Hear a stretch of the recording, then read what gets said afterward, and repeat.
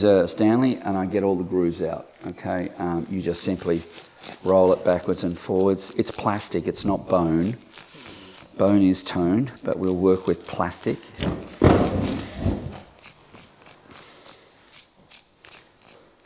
And this is just because the vibration, obviously, it eats a groove into the saddle, and then of course it's lying in that groove, which is acting more like a mute or choking the string as it bellies into the saddle. We don't really want that. We want it to sit again like the fret's proud at one point.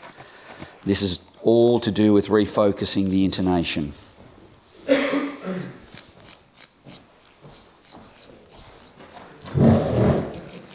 Where did my phone go? It looks like I'm taking a lot off, but I'm not. I'm just sort of scraping around and reshaping the edge and dragging up the top.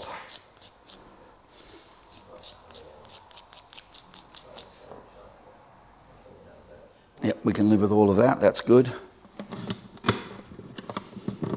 It's already been string wrapped, and that's these channels that you see that are technically not put there in the factory, but they have been added by a previous technician. It's a very good thing to do, particularly with piezo's.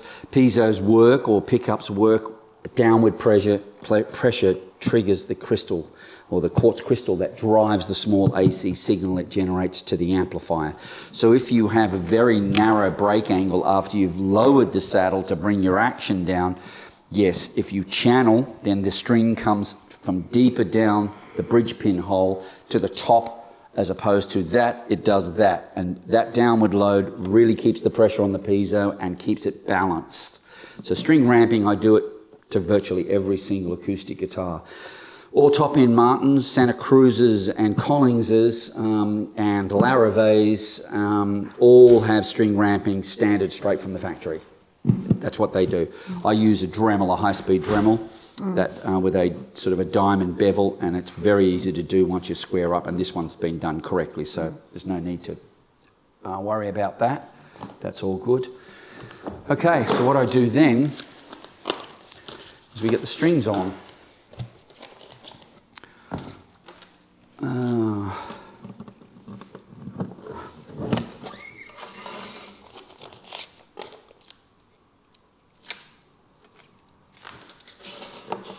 We'll just miss one, go black.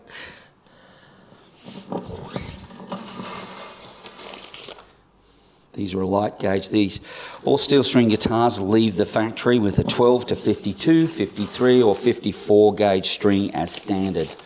There is no guitar that I have ever come across that has an 11 to 52 or a 10 to 47. And really in the last, well, this century, even Martin have stopped dispatching. They do still dispatch some of their guitars with 13 to 56, but they're mainly bluegrass guitars for cowboy chord players who are playing very, very solid bluegrass, and they're heavily braced. But even Martin now will set up a disclaimer that says, we strongly advise, it's usually stamped on the back brace tracer on the inside, we strongly advise that you use nothing heavier than a standard light gauge. And Martin's light gauge is 12 to 54. So I would have to say 99.9%, apart from a handful of guitars from Martin, every single guitar that leaves a factory in the world, no matter where it's made, has 12, a light gauge set of strings. And the reason for that is that's what this guitar with the X bracing is designed to help it sound its best and to perform at its best and to give you the greater dynamics that's on offer. Okay, so what happens now is we move into the way to put a string on, which is a system that developed years ago called Loop and Bend. And we did this in our store because we were doing 70 guitars a week, somewhere between 70 and 80 guitars a week for 24 years, 7 days a week. So, and how I wanted to operate the shop was as each client came in, we had 5 in the store, we had 5 working benches exactly like this with, strobes and things going. And I suppose the closest I can come to it was if I went to a manicure or pedicure place where the people are sitting there getting their nails done. And hi, Mary, and everybody's basically getting something done to some part of their body. We had the same experience in the store where there'd be an electric guitar and acoustic. You would come in, you had a specific request, I want a pickup fitted. We would do that while you wait, as we carried all of the pickups. So that was my dream of what it should be, a really good experience to have your instrument modified to exactly how you wanted it, and nothing behind walls. None of this secret, I'll just take it out the back. No, we're going to do it all in front of you so you can learn, understand the process, and then advise and help somebody else. So loop and bend, here's how it works. You line the eyelet up, you feed the string, enough just to create a roll with your thumb. You roll around the top and go into a tension, but the secret is to lock it. That string will never slip, and it doesn't matter whether it's the E6 or the E1st. It's a loop and bend method, and you create a tension behind, and so I do it this way with pointer finger down, string running back over the top. Then I get my string winder, I tuck it underneath the first wrap, I keep the tension, I come back over the nut and let go. That's it, done. It's on. Flat surface of the side cutters, down, cut and discard. Never, ever, ever, ever, ever, ever, ever leave one of those razor sharp sticking out of the guitar, ever. I know 2 people in all the years I've been in this business who've lost their eyesight, one eyeball, because that has gone straight through their eyeball. Okay, so please cut it off. Don't do fancy little twirly plaids and patterns. Just cut it off and get rid of it.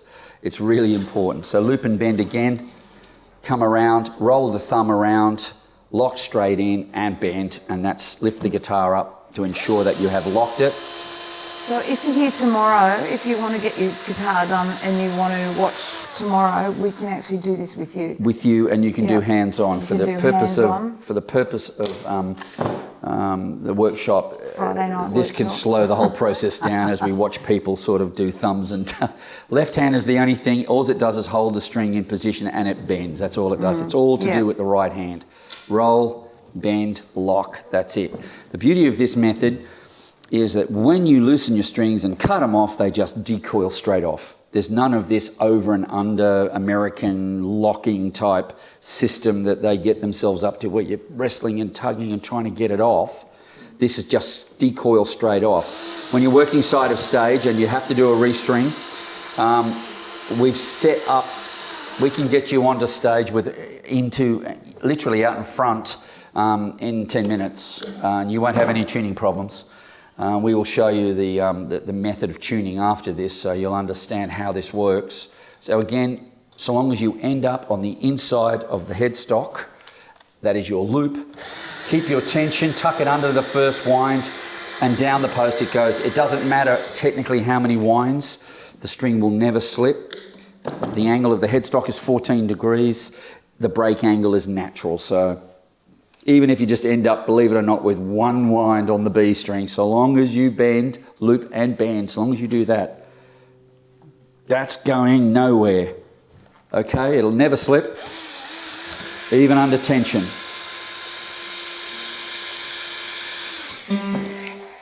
Cut, discard, done. Okay, so that's basically your restring done. And that's it, that's your E first. It's going nowhere.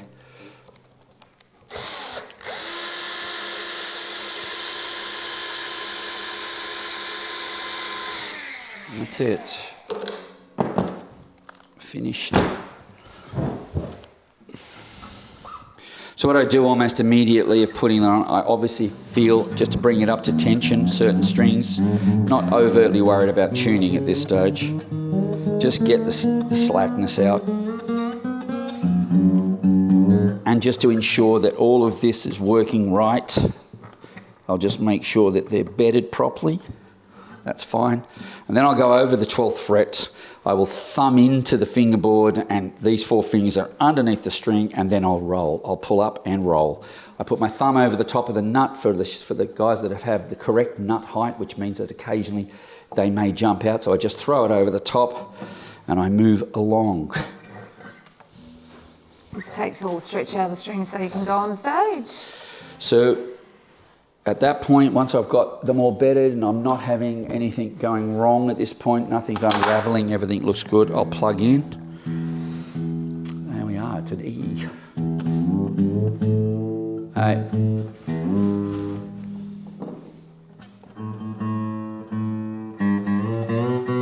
Now I'll tune.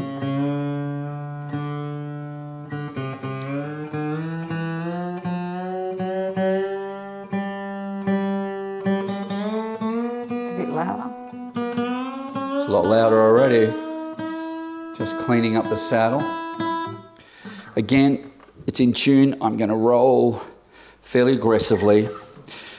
Everything is locked. It's locked at the back. It's locked here. There's no slippage. What I'm actually doing now is I'm basically, in a book it says, oh, do your restring 3 days before you go on platform, play it for 14 hours so that all the stretch is gone. Well, I've just curtailed that and said that's rubbish.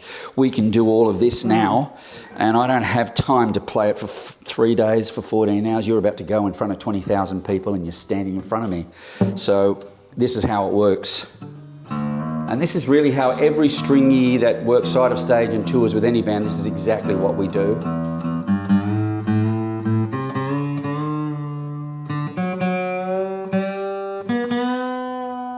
So I'm down a full tone now on each string and a half step on the top E. So we'll go again. So you haven't brought it up to standard tune? I have every time. I've brought it to standard, then pulled, but when I've pulled, it's dropped down. Originally it dropped down 3.5, 4 steps. Now it's dropped down 1 step.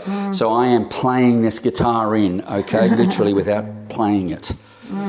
Okay, so again, let's get all the elasticity out of it.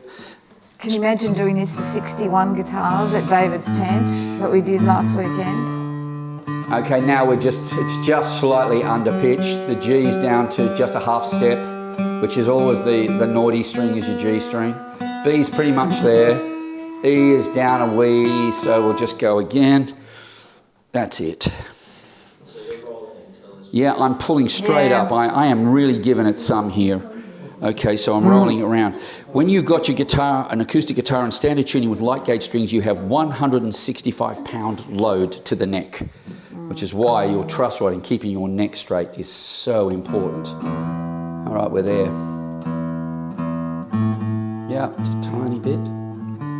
Perfect, D's perfect, G's perfect, B's perfect.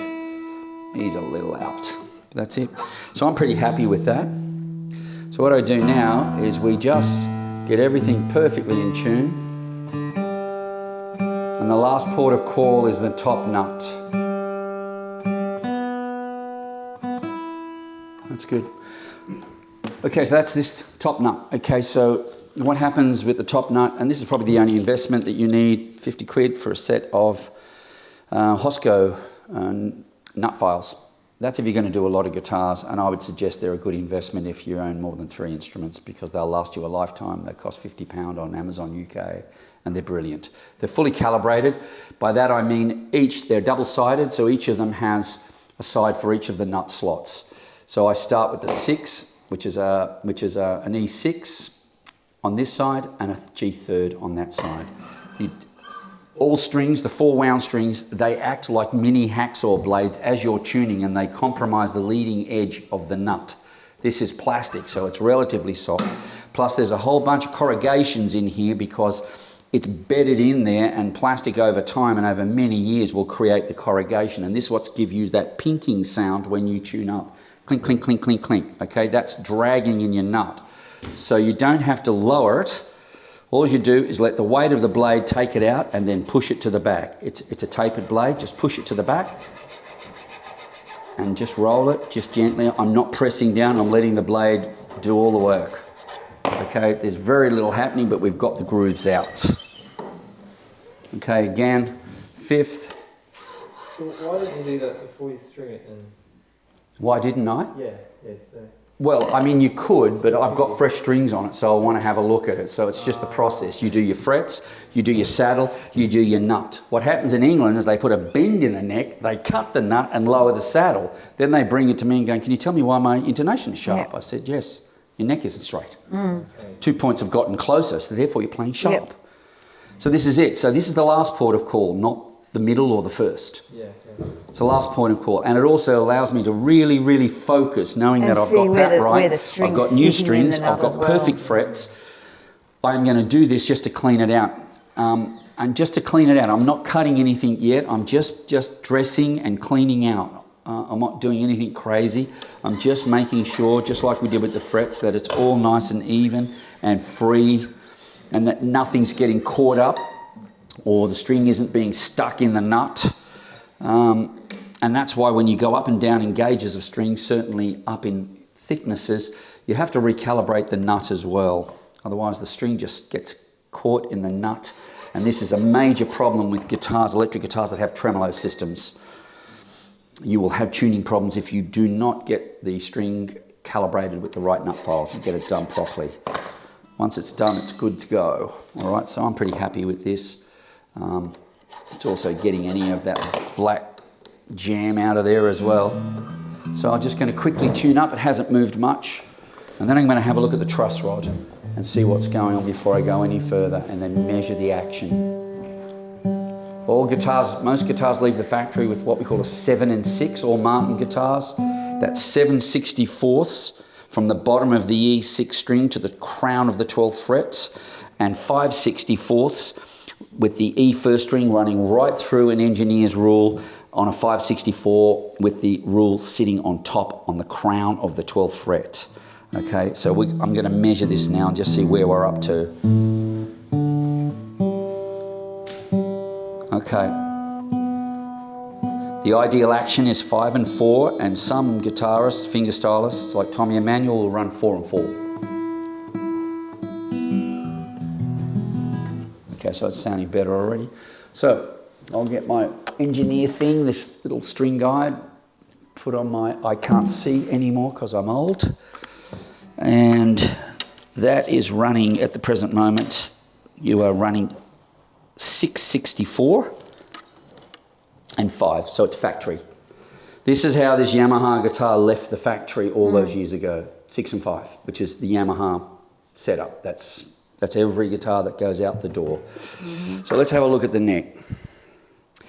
Okay, so you have a very, very gentle bend in the neck, and that's come from loading down over the years and not addressing the truss rod. I'm going to demonstrate the importance of this. It's really important, and I don't want anybody to be fearful of truss rods. I think there is this horrible fear that you're going to break it or ruin your guitar. It's a very simple piece of engineering, and I'm just going to take the cover off. And we'll have a look. It's usually on, depending on what year this Yamaha was made, it's either a 5mm or a 4mm. Either way, if you've built IKEA furniture, you have an Allen key for this guitar in your drawer at home. Okay, so it's the IKEA Allen key. You need this? Yeah, that'll be fine. Save me rummaging around through my stuff. That's what I thought. Just going to take the truss. And what I love about this company, no, that's no good. It's oxidised, so I know I have to get my very sharp one. So just hang on a minute, Joe. Okay. What I love about this company, as I do with many of the companies, Gibson, Taylor guitars, is that they've put the truss rod under a cover that makes sense that you can go to. There are companies who, for some reason, want to send you on some sort of treasure hunt for it, wandering around inside, wondering where it is. It isn't here. It must be in here somewhere. Every steel string guitar and anything that has steel strings and frets on it has a truss rod. Banjos, mandolins. It doesn't have the. Martin had a non-adjustable truss rod up until 1984-85. After that, all of their truss rods are adjustable, and they're 5mm. It is the only American company that uses a metric device to adjust the neck. Every other American company's stuck in the world of Imperial, because that's just who they are. That's it. Right, so we will have, it looks like a graduated 5mm. So we will just get all of my tools, which is this little box of tricks here. There's 64 of them, and that's for every Allen key in the world that I know of. The music business or the guitar building business has no intention of standardizing themselves. The good news is if it's built in Asia, Indonesia, China or Korea or even Japan, you will have on an acoustic guitar a 4 or 5mm. I've never found anything else. 4 mil, 5 mil. The American builders or European custom builders, who knows? You just have to Google it, find out, ring them, send them a letter and go, what are you doing? I think Collins is bizarre. It's 532, which is just crazy. But Mexican fenders, they've just decided to just be the rarest sort of people. And Warmoth necks, 764, and that is insane. Try and find a 764 Allen key. Good luck with that. So again, I had to write to them and say, and they said, "Oh yeah, sorry about that. We'll just send you one." And I said, "Yeah, okay." All right. So it's strange. So let's just have a look at what we've got, and we'll go in there and see what we've got. It's a 5. It's non-graduated. That would be this. Okay, so here's how it works. It's a bent rod. Righty-tighty straightens the neck. We have a curve in this neck and I want it straight and proud. So I want these 2 points to go back to where Yamaha put them. They have bent in the middle. So these 2 points are now slightly closer together, which means as you ascend up the neck, you are gradually and slowly getting sharper and sharper. Okay, we need to put that back in accordance with the fretting scale length. So righty-tighty. As you can hear that little snap, it hasn't been done for a very, very long time. So there you go. It's dead straight as a gun barrel. And I think it'd be great if you wanted, those interested, if you want to know how to read a neck, step forward and I'll explain how to read a neck. So you'll be able to go home and go, yep, my neck is bent. I need to straighten it. Straighten your neck. Straighten your neck. So I'm actually going to put a bend in this neck so you get to see what most guitars we look at around the world look like. All right, so this is the average sort of, I haven't had my guitar serviced for a number of years, 2 or 3 years. The action's gone up. It's not the same as when I bought it in the shop. It just feels harder to play now. I don't know why. Can you help me? All right, so that's the standard neck that I'm always looking at no matter where we are in the world. So what I want you to do is I want you to rifle sight one eye, close an eye and look straight down this plumb line E6 and then just glance periphery and you'll see sort of a bend in the neck underneath it. Can you see that? Yeah. Okay, so that's not straight. Mike? Yeah, look straight down the E6 string. It's a dead straight line and just glance at the neck underneath it should be dead straight and it's not. It's got a concave bend. Can you see it? All right. How do I explain this? Okay, so what I want you to see is this gradual, and that's an exaggeration, okay, but it is a concave bend. The string is a plumb line, but underneath it, that neck is loading down, and in the middle it bends here, so it starts here and finishes there, but here in the middle, please tell me if you can see it. Some people can see it, some people some can people never can't. see it. I don't know why, they just can't. I guess I can just see that the neck is bent. It's not straight neck. Okay, that's the exact way to do it is, rifle sight straight down there and just have a look and you'll see. It's not massive, but it's certainly not straight. The string is straight and the neck should be as straight as the string. Can you see it? Yeah. So it's not so much just a curve in here, it's almost just... Yeah, well, you've got don't be fooled by the 12-inch radius. They're all like that. But if you just look down this binding and then look down this, you can see that this is not straight. Yeah. It's really good if you can all have a look because this is so important. This is, if anything, apart from all the restoration we've done with emery and whatever, this is the sweet spot. This is really important and it makes a massive difference to how your guitar is about to sound. Can you see it? Plumb line, dead straight. Glance at the shape of the neck underneath. It's not straight. That neck is not straight. Can you see the bend? Okay. I can overtly exaggerate it for you. I can make it like a dog's hind leg if you like by just taking the complete load off the truss rod. Best look on this side, close one eye like as if you're going to fire, move your finger out the way on that side. Yep, that's it. And just look straight down that E6 and have a look at the shape of the neck underneath the string. It is not straight. It should be as straight as the string and it's not. Okay, it's definitely not straight. Okay, so those of you who are not brave, you're going to be attached to a tech for the rest of your natural lives. You need to be brave here, I promise you. This will save you oodles of money. Can you see how bent that neck is? All right. Good. All right, let's All show right. you how to straighten it. I'll take off all the takers that we have, so let's just straighten it. All right, it's going to take a full turn, probably, but you can do it as you look at it, which I will do.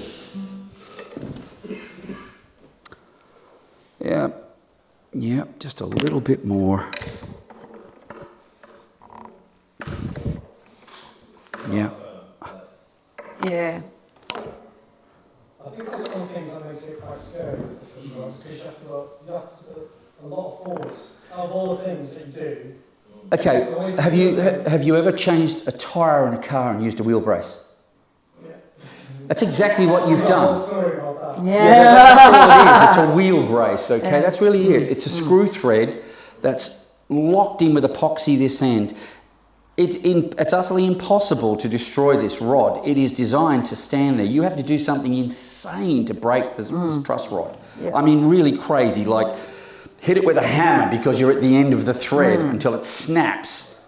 You can't, but I cannot emphasize how important this is. I have such fear around the world with people going, oh, like it's just a rod, you tighten it. It's exactly what you do. And the difference it makes to your intonation and every string that you play is ridiculous. It's amazing. So let's just tune it up now and we'll give this old girl a little bit of a run around the park and we'll see what we've got. Because I'm certainly very happy. Oh, by the way, when we tune up, we'll have a look at the action too because that's all changed as well. We had 6 and 5 before. So I've now put everything back where it's supposed to be and I'll just have a look at the action because I can tell you that the saddle has been, we saw the piece of wood on the bottom, it's been somebody who either builds guitars, knows what they're doing, has set this guitar up and I'm guessing they got it right at 5 and 4, which is the sweetest of actions.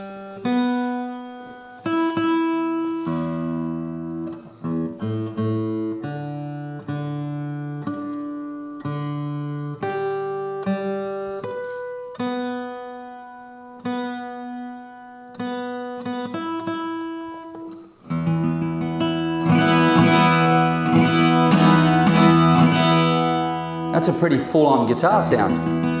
And more importantly,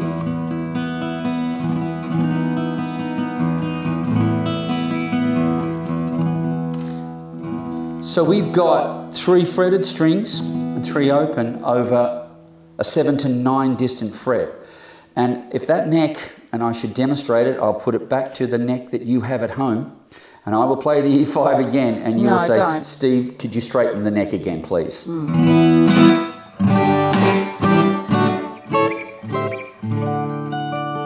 So no more.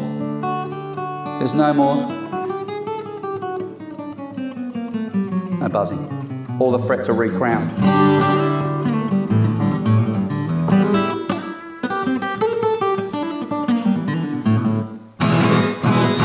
And there's volume, lots of it.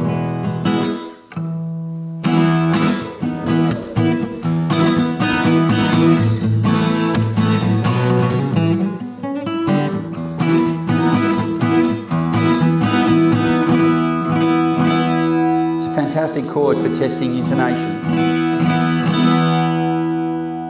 That's it. So you're ready to go play, and there's no slipping. It's all going to be. And then the test, of course, is the capo. No, You don't use one. it's just a perfect test.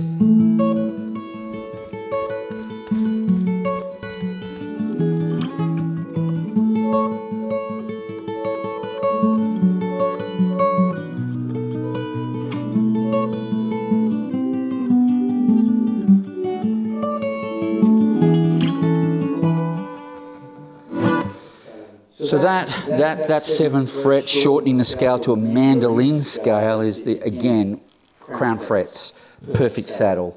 We've negated the nut because this is our new nut, but we've got all perfectly crowned frets and we've got a dead straight neck. And what the emphasis I want to make on this word called relief, and you will hear it so many times, oh, you've got to have a bit of relief in the neck, you can't have a straight neck. It is completely illogical because you have, in effect, on a guitar, you have a flat plane with a radius, which is this way, not this way, it's this way, okay, which is exactly how a radius fingerboard should work, whether it's vintage or 7.25, 9.5 or 12 or 14, it doesn't matter.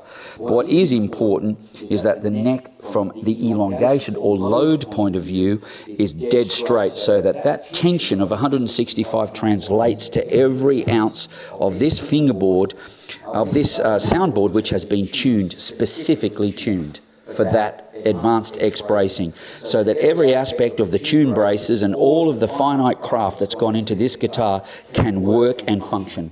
If you load down the truss rod, you are missing. It is not translating. So you will get a fundamental first harmonic, but your third and fourth harmonics will be scary, out of tune and worrisome, and you will not be happy. If you run your neck straight after you've restored all of this, you can enjoy a sound like this. Why don't you give it to me and have a... Oh, come on, you have a little play. Have a play See what it... You know this guitar, See so what I'm it- interested in how to measure it and just see where we're at. So, we're still running slightly under 6 and 5, so for me, if it were mine, and I'm not unhappy with this setup because of the way this Compass guitar the neck set has been set, but I would probably take it down to 5 and 4, so that as we get older, the last thing we want is RSI or carpal issues, and it's a big problem with high actions. And that's the last thing you want. You do not want anything happening with carpal at all in your guitar life. It's a disaster. So I'm sort of keen to sort of lower this a little bit more, just from a comfort point of view. And the rule of thumb is if you do lower it slightly, you will lose or trade off some volume. But what you gain or lose in volume as an acoustic electric, you will pick up in this lacking of this problem later. Just give him a play. And Well, you know this guitar, so just have a feel of how it plays for you. Your granddad gave it to you, so...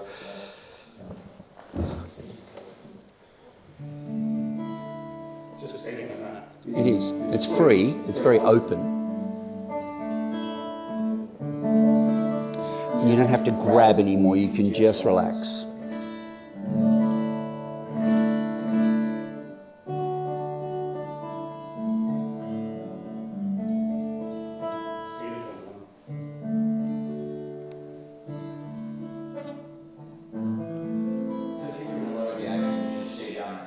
Yeah, the bottom of the saddle on the linishing belt here. For years before these things were cheap, I did it all with just various grades of sandpaper. I used to use 120 grit and 240. what do you think? How's On a flat block. the action? Do you want it lower? Or you might do that tomorrow, Stevie. Ben's got a fairly large sort Yeah. of, number 9 shovel hand there, so he's a bit of a grabber, and I don't want to take it to a point No. where he feels he can't hit it, Yeah. as by his own admission. I like to welly. That's your wellying action that's not going to give you grief. Where you were running at 7 and 6, that's a bit tedious. No, I can see that you're just managing it very nicely, and you're a big lad, so I don't want to take you into that area where I can't hit it like I used to, Steve. I feel like it's just not giving me the sound. So that you can grace, and you can also let it go with the right Yeah. hand. So you can really get into it if you want to do some seriously aggressive playing. And it's definitely not uncomfortable to play. It feels really uncomfortable to me. But the intonation now is perfect because everything is put back straight. What do you think? Sounds beautiful, doesn't it?